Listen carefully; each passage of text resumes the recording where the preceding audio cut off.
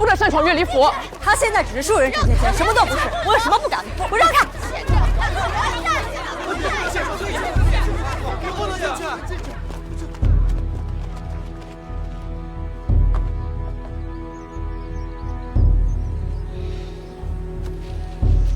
林七，你这是干什么呀？当然是有仇报仇，有冤申冤喽。来，说。小的有冤要申。三公主府生活奢华，从小店订购了一批琉璃盏用具，整整500件，只付了纹银5000做定金。可过去整整2年了，剩下3000两尾款至今未付。小的几番催促，可今日推明日，明日推后日，明日复明日，致使小店日渐亏空啊！这么过分的？子睿，你去。还有小人的杂货店，是三公主亲信子睿下蛋，以公主府的名义，要求小店以原地市场价格定制1根竹筒，还要免费赠送三公主499根呢。三公主真是欺人太甚，三公主真是欺人太甚了。能为三公主效劳是你们荣幸。那今日呢？他是不是该还债了？你，三公主还债！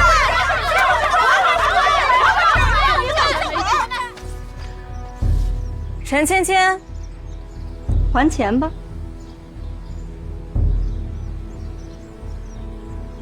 带他们去凭账，把欠他们的钱全部还给他们，搬空乐礼府也要还得清清楚楚。去，搬东西去。好，走，东西，搬东西。你们不能这样！不能这样！你们不可以擅闯！不能进，不能进啊！这个给我。干什么？东西放下！这个我要。放下！不能拿，放下！这个我要这个。林七小姐今日威风，与我往常无异。小心，风水轮流转呐。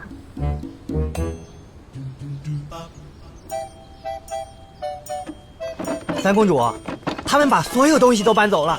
没事儿，不要了。还有古董啊！不要了。玉器和首饰也都搬走了。给他。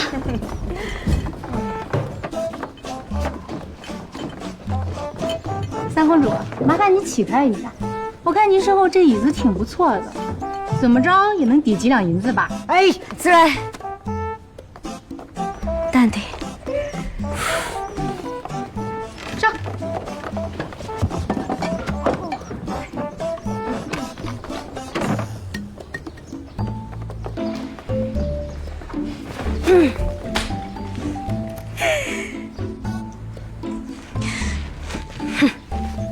林七，钱东西都拿走了，够了吧？这才哪儿到哪儿啊？重头戏还在后面呢。来人，带苦主。哎呀，哎呀呀，哎呀，哎呀呀！你看看，你看看，你看。公主强行当日，当街纵马，遭着小儿腿部骨折，哎呀，落下残疾呀！这么久的事情了，你今天才来找我？证据，你给我看证据。众人都知道三公主你目无法度，肆意纵马，横冲直撞，那自然有老百姓被你撞到啊！你说是吧？你讹我？不，这腿它……